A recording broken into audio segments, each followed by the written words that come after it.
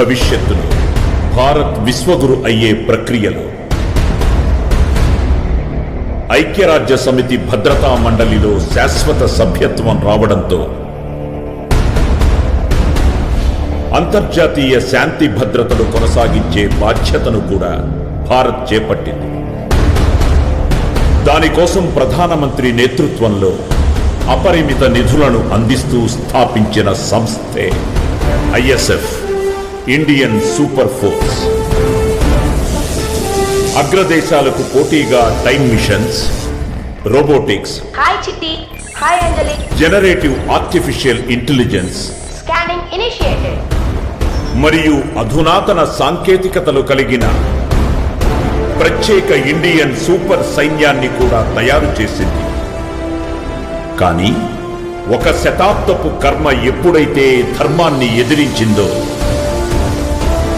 ప్రపంచం ఎప్పుడూ ఊహించని రోజు రానే వచ్చింది.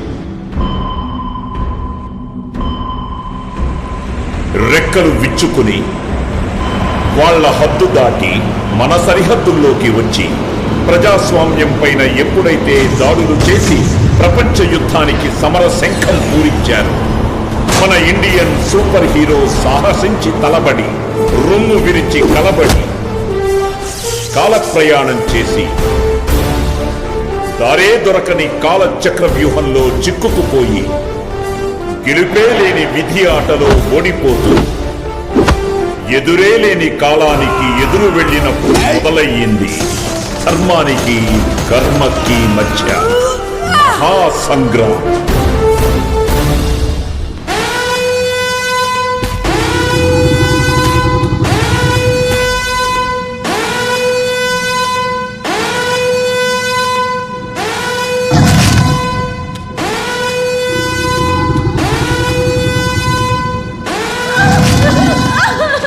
విజువల్స్ ఏంటి సాయి? జేమ్స్ కెమెరాన్ కానీ గోవాలో అవతార్ 3 షూటింగ్ చేస్తున్నాడా ఏంటి?